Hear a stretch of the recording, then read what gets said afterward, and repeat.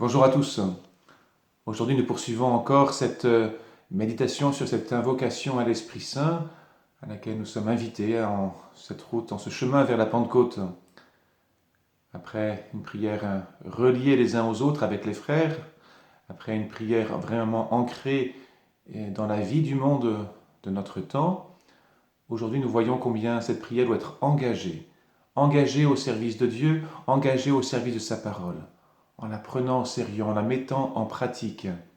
Et nous le voyons dans la première lecture aujourd'hui, combien les apôtres vont donner de leur cœur, de leur corps aussi, à travers les persécutions, à travers les contrariétés, les oppositions qu'ils vont recevoir. Voilà, ils se mettent tout entier au service de cette parole. Il faut obéir à Dieu plutôt qu'aux hommes. Obéir à cette parole qui les appelle, à cette parole qui les a consacrés. J'aime bien dire que l'Esprit Saint, en effet, ne peut pas nous aider si on reste planté là. Les pères de l'Église prenaient souvent l'image du voilier pour parler de notre âme, de notre vie. Et l'Esprit Saint agit comme un souffle. Mais si nos voiles sont fermées, sont rangées, si l'ancre est bien accrochée au port, eh bien le vent pourra souffler, le bateau n'avancera pas. Il nous faut larguer les amarres et il nous faut prendre le risque d'aller au large. Avance au large, dira Jésus dans l'Évangile, dans un autre passage. Alors oui, n'ayons pas peur de prendre ce risque, de nous engager, de prendre au sérieux les appels que nous recevons. C'est l'invitation que je vous fais aujourd'hui à travers un appel. Alors avant l'appel, un petit cadeau. Un petit cadeau que je vous propose, après discussion avec notre équipe de conduite pastorale. Voilà, je voulais vous offrir, vous permettre de dire, mais c'est vrai, on ne peut pas recevoir Jésus dans le sacrement de l'Eucharistie. Et ça nous manque terriblement. Et ça, je l'ai entendu plein de fois. Mais je disais aussi combien le Seigneur ne nous abandonne pas et qu'il trouve les moyens pour nous rejoindre, pour habiter nos cœurs, nos vies. Mais on a besoin, malgré tout, de signes.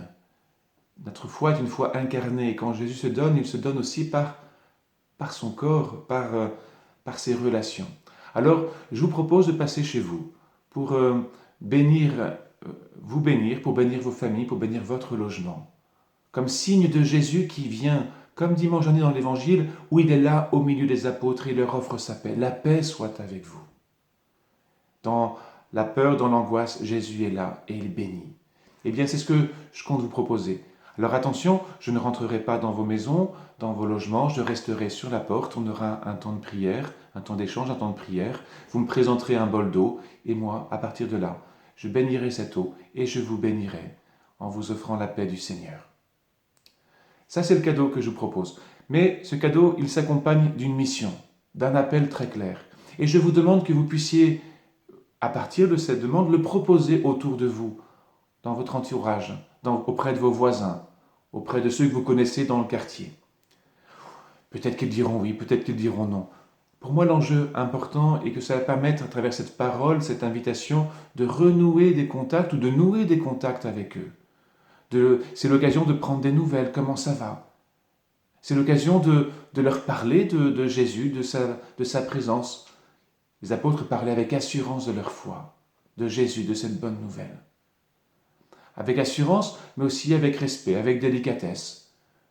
Le ramadan va commencer. C'est peut-être l'occasion aussi d'avoir un échange en disant, mais voilà, vous commencez le ramadan, nous on a cette présence de Jésus ressuscité qui est là, à nos côtés, et qui nous bénit, pour que nous puissions avancer avec vous sur le chemin de la vie.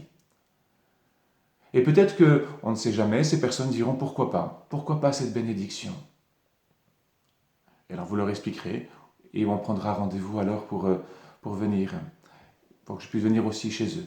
Alors bien sûr, chacun reste devant sa maison, ce n'est pas l'occasion de se retrouver tous ensemble, bien évidemment.